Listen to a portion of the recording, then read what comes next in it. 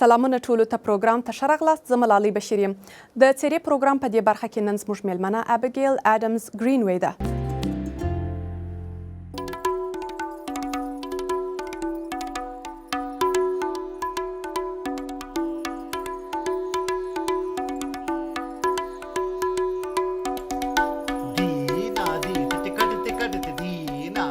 ابیګیل اډمز ګرینوی که څه هم افغانه نه ده خو دا له افغانستان او افغان کلتور سره دومره مینه لري چې له تیرو 8 کلونو راهیسې یوازې افغان موسیقي غږولې ده. په 2008 میلادي کال کې د تابلا فور 2 په نوم د موسیقي 2 کسیزه ډله جوړه کړه. په دې ډله کې ورسره دوهم کس افغان موسیقي پو مسعود عمري نومیږي. ابیګیل تر دې مخکې د ښکلو هنرونو لکه نقاشي په برخه کې کار کاوه. د ختیځ کلاسیکي موسیقي زده کړو ته کلونه وقف کړي او د تبلې ترڅنګ هارمونیا غږول هم زده کړي دي. ابیګیل تر اوسه ګڼ شمېر کنسرتونه جوړ کړي او په موزیمونو کې نندارتونونه هم جوړ کړي دي. نن له ابیګیل اډمز ګرینوی سره خبرې کوو. ابیګیل ډیره مننه چې له موږ سره خبرې کوي. لومړی خو دا راته ووایه چې د افغان کلتور او د افغان موسیقي سره څنګه ستا مینه پیدا سوه؟ ولې افغان کلتور؟ It was love at first sight. له افغان کلتور سره زما مینه د دې کلتور له پیژندو سره سمدستي پیدا سوه. زه د جورج ټاون په کوڅو کې روانه وم. هلته د افغانانو یو نندارتون ته وروبلل سوم. زه هیڅ کله د افغانانو دکانو ته نه وم ورغلې او له هیڅ افغانانو سره مې نه ولیدلي. زه دې دکان ته ورننوتم. په دغه دکان کې رنګونو، اوډل سوي توکو، ګاڼو او د قالینو ښایسته یې حیرانه پاته سوم. زما سمدستي مینه ورسره پیدا سوه. ما احساس وکړ چې یوې نوې نړۍ ته تللی یم. ما غوښتل د دې کلتور په اړه نور ډیر څه زده کړم.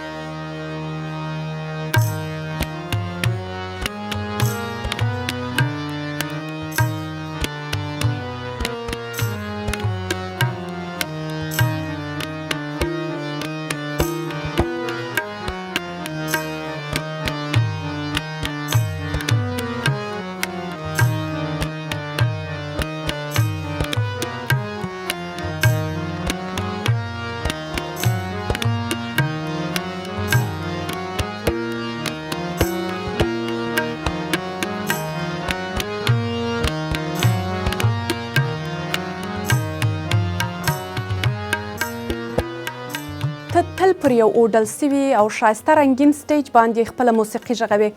آیا فکر کوې چې دا سټیج او رنګونه ستا د موسیقي سره کوم ښه تړاو لري یا ورباندې کوم اغیز لري؟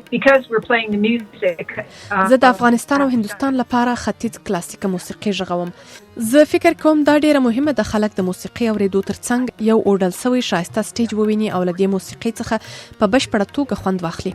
زه پر یوه ښایسته افغان قالینه ناسته یم. زما شاته ښایسته د موسیقي آلې ویني. دا هر څه همدومره ښایسته دي لکه پخپله دا موسیقي. ابیګیل د موسیقۍ ترڅنګ په افغان کلتور کې هغه نور څه دي چې ستا ډیر خوښیږي؟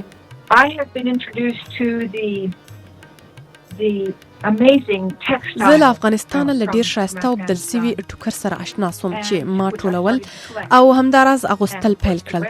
او افغان خواړه، ما مخکې افغان خواړه نه پیژندل. ستاسو کلتور ته په راتګ سره ما او زما کورنۍ دومره ښایسته څه ترلاسه کړل چې پخوا موږ هیڅ ورسره اشنا نه وو. او میرے زهر جبی تجھے معلوم نہیں تو ابھی تک ہے ہنسی اور میں جوان. تجھ پہ قربان میری جان میری جان. تجھ پہ قربان میری جان میری جان. او میرے زہر جبی تجھے معلوم نہیں تو ابھی تک ہے ہنسی اور میں جوان. تجھ پہ قربان میری جان میری جان. تجھ پہ قربان میری جان میری جان.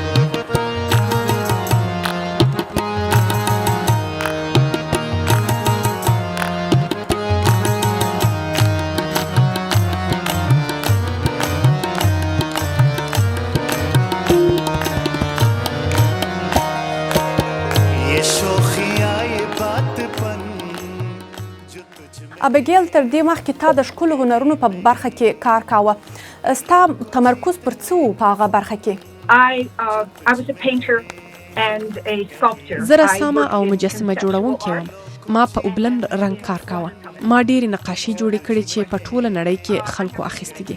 ما سلګونو نقاشي او رسامۍ کړې او مجسمې مې جوړې کړې دي. ابیګیل، په افغان ټولنه کې دا یو عادي خبره نه ده چې ښځې د موسیقي آلې غږوي. فکر کوي چې ستا کار به په افغان ټولنه کې یو څه مثبت بدلون راولي په دې برخه کې؟ With all of my heart, I hope so. زه ډېره هیلهمنه یم. یوه بیلګه به درته ووایم. کله چې ما په واشنګټن ډي سي کې د افغانستان په سفارت کې د پاسپورت په ورځ کنسرت ورکړ، ډېر افغانان راغلي وو. ښځو له ما سره خبرې وکړې. هغوی راته وویل چې دوی ټول ژوند غوښتي چې د موسیقي آلې وغږوي. ما دوی وهڅولې. زه غواړم یوازې افغاني ښځې نه بلکې ټولې ښځې او ټول خلک وهڅوم. د موسیقي آلې غږولو لپاره یو ټاکل سوی عمر نه وي. حتمي نه دی په 10 کلنۍ یا 20 کلنۍ کې دا کار پیل سي. موږ باید په هر عمر کې زده کړه وکړو او د خپل زړه لاره تعقیب کړو. نو هیلهمنه یم زه به د هغو ښځو لپاره یوه بیلګه یم چې غواړي موسیقي وغږوي او خپل لیاقت رامخته کړي. د پیل لپاره هیڅ کله ناوخته نه دی. او آیا کله افغانستان ته تللې؟ I would love. زه هیڅ کله افغانستان ته نه یم تللې. زه ډېره غواړم افغانستان ته ولاړه سم. غواړم هلته وګرځم، له خلکو سره ووینم، خواړه یې وخورم او ښې خاطرې جوړې کړم. 100% غواړم دا کار وکړم. To experience it 100%. I would love that.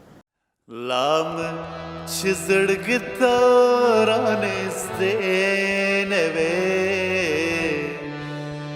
لام چې تر مندره فاصلې نه وې، لام چې زړګ ته رانږدې نه وې. ته د هغو سندرو په معنا پوهېږې چې ته یې په خپله غږوې؟ I do understand some of the music that I play. هو زه په دې موسیقي پوهیږم. مسعود عمري زما ډیر دروند استاد دی او ټوله موسیقي چې ما زده کړې ده د ده لخوا ده. لومړی زما مینه له موسیقي سره پیدا سوه او وروسته یې د شعر له لفظي معنا سره. مسعود ما ته رازده کړل چې دا هر څه معنا. زه ډیره خوشبخته یم چې افغان موسیقي غږولی سم. آس پخلا وایم چې ختیریږي بغیلتا وختونه نه تیریږي، بغیلتا وختونه نه تیریږي. آس پخلا وایم چې ختیریږي بغیلتا وختونه نه تیریږي، بغیلتا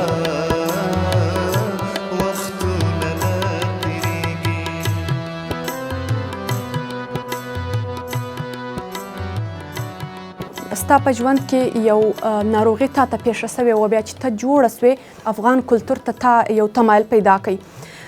دغه کیسه که لږ نوره هم راته وکړې که غواړې؟ Yes, I had been very sick. زه ډیره ناروغه وم او هغه مهال ما هیڅ نسو کولی. زه چې کله روغه سوم او د نوي ژوند خوشحالي مې لمانځله، دا هماغه وخت و چې زه په جورج ټاون کې یوه دکان ته ورغلم. هلته د تیمور زماني په نوم له یوه افغان سره معرفي سوم. هملته له مسعود سره معرفي سوم او خبره سوم چې دی کلاسیکي موسیقي غږوي او تمرکز یې پر تبله غږولو دی. ما ورڅخه وغوښتل چې ما ته تبله غږول را زده کړي. ډیر صنفونه مې واخیستل. موسیقي راته د یوې لویې خزانې په معنا وه. زه پوهېدم چې له دې موسیقۍ سره ډیره ژوره اړیکه لرم، خو نه پوهېدم ولې. مسعود هغه استاد دی چې خدای ما ته راولېږه. د په ډیر زغم سره ما ته تبله را زده کړه او وروسته مې هارمونیم ورڅخه زده کړ. زه په دې باور لرم چې خدای زه پر موسیقي ځکه برابره کړم چې د مینې او سولې پیغام ورسوم.